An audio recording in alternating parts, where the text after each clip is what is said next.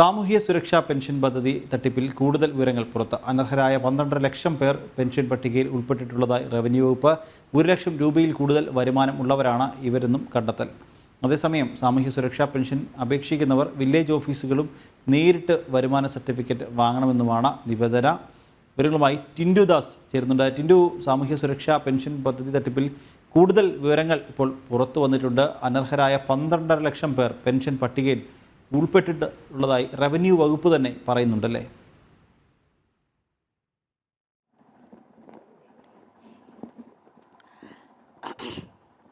നിഖിൽ, തീർച്ചയായിട്ടും സാമൂഹ്യ സുരക്ഷാ പെൻഷൻ തട്ടിപ്പിൽ കൂടുതൽ വിവരങ്ങളാണ് പുറത്തു വരുന്നത്. വരുമാനാടിസ്ഥാനത്തിൽ റവന്യൂ വകുപ്പ് പുറത്തുവിട്ട കണക്കാണ് ഇപ്പോൾ നമുക്ക് ലഭിച്ചിട്ടുള്ളത്. ഏതാണ്ട് 12 ലക്ഷം ആളുകൾ തെറ്റായ വരുമാനം നൽകിക്കൊണ്ട് ഈ പട്ടികയിൽ ഗുണഭോക്തൃ പട്ടികയിൽ ഉൾപ്പെട്ടിട്ടുണ്ടെന്നാണ് നമുക്ക് ലഭിക്കുന്ന വിവരം.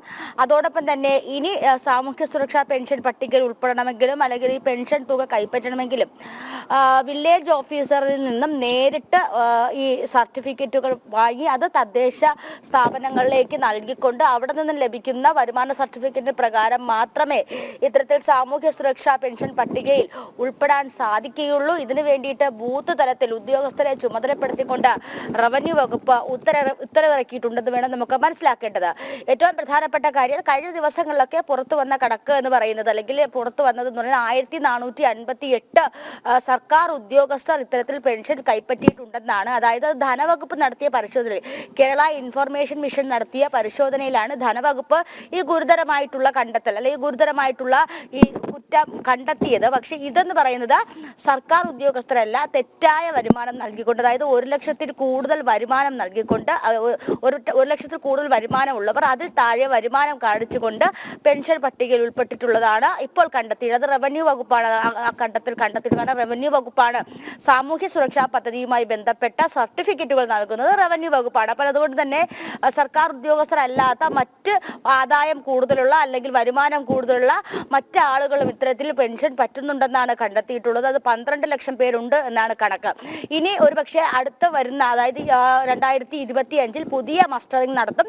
മസ്റ്ററിംഗ് സമയത്ത് ഈ പെൻഷൻ അനർഹരായിട്ടുള്ളവരെ പട്ടികയിൽ നിന്ന് ഒഴിവാക്കാനായിട്ട് റവന്യൂ വകുപ്പും തദ്ദേശ വകുപ്പും സംയുക്തമായി ചേർന്നുകൊണ്ട് ചില ഉദ്യോഗസ്ഥ തലങ്ങളെ നിയമിക്കുകയും അതോടൊപ്പം തന്നെ ചില കണ്ടെത്തലുകൾ നടത്തുകയും ചില സ്ക്രൂട്ടനിങ്ങൾ നടത്തുകയും ചെയ്യുമെന്ന് ഇപ്പോൾ വകുപ്പ് തലത്തിൽ നിന്ന് നമുക്ക് വിവരം കിട്ടുന്നുണ്ട്. അതോടൊപ്പം തന്നെ ഏറ്റവും പ്രധാനപ്പെട്ട കാര്യം എന്ന് പറയുന്നത് മരിച്ചവരാണ്. മരിച്ചവരുടെ പേര് വിവരങ്ങൾ മസ്റ്ററിംഗിൽ നിന്ന് ഒഴിവാക്കുന്നത്, അതായത് നേരത്തെ ഗുണഭോക്താവായിരുന്നവർ മരിച്ചവരുടെ പേര് ഈ മസ്റ്ററിംഗ് പട്ടികയിൽ നിന്ന് ഒഴിവാക്കാനായിട്ട് കർശനമായിട്ട് നിർദ്ദേശം നൽകിയിട്ടുണ്ടെങ്കിലും അതൊരു പക്ഷെ വകുപ്പിനെ സംബന്ധിച്ചിടത്തോളം ഏറ്റവും കൂടുതൽ, അല്ലെങ്കിൽ വകുപ്പിനെ സംബന്ധിച്ചിടത്തോളം ഒരു ബാലികരമല തന്നെയാണ്. കാരണം കാലങ്ങളായിട്ട്, അതായത് ഏതാണ്ട് 2017 അല്ലെങ്കിൽ 2015 മുതലുള്ള കണക്കെടുക്കുമ്പോൾ സംസ്ഥാനത്ത് എത്ര ആളുകൾ ഇങ്ങനെ മരിച്ചവരുടെ പേരിൽ ഇപ്പോഴും പെൻഷൻ പറ്റുന്നു എന്നുള്ള കാര്യം വകുപ്പിന്റെ കയ്യിലൊന്നും കണക്കുകളില്ല. അപ്പോൾ ഈ കണക്കുകൾ ക്രോഡീകരിച്ചെടുക്കുക എന്ന് പറയുന്നത് ഏറ്റവും ബുദ്ധിമുട്ടുള്ള കാര്യമാണ്. കാരണം ഈ ഫയലിംഗ് നമുക്കറിയാം, ഒരു ഔട്ട് ബ്രേക്കിന് ശേഷം ഇപ്പോൾ ഈ ഫയലിംഗ് വന്നിട്ടുണ്ട്. ഈ ഫയലിംഗിന് മുൻപേ ഉള്ള ഫയലുകൾ പരിശോധിക്കണം. ആ ഫയലുകൾ ഇത്തരത്തിൽ മരിച്ച ആൾക്കാരുടെ കണക്കുകളൊക്കെ, അപ്പോൾ അത്തരത്തിലുള്ള കുറച്ച് ശ്രമകരമായിട്ടുള്ള പ്രശ്നങ്ങളൊക്കെ നിലനിൽക്കുന്നുണ്ട്. എന്നിരുന്നാലും ഇപ്പോഴും ഇത്തരത്തിൽ അനർഹരായിട്ടുള്ള ആളുകൾ പെൻഷൻ പറ്റുന്നതായിട്ടുള്ള കണക്കുകളാണ് റവന്യൂ വകുപ്പിൽ നിന്നും പുറത്തു വരുന്നത്. നിഖിൽ. ശരി ടിൻഡു, സാമൂഹ്യ സുരക്ഷാ പെൻഷൻ പദ്ധതി തട്ടിപ്പിൽ കൂടുതൽ വിവരങ്ങൾ പുറത്തായിട്ടുണ്ട്. അനർഹരായ 12 ലക്ഷം പേർ പെൻഷൻ പട്ടികയിൽ ഉൾപ്പെട്ടിട്ടുള്ളതായി റവന്യൂ വകുപ്പ് തന്നെ വ്യക്തമാക്കുന്നു. വിവരങ്ങൾ നൽകുകയായിരുന്നു തിരുവനന്തപുരത്ത് നിന്നും ടിൻഡു ദാസ്.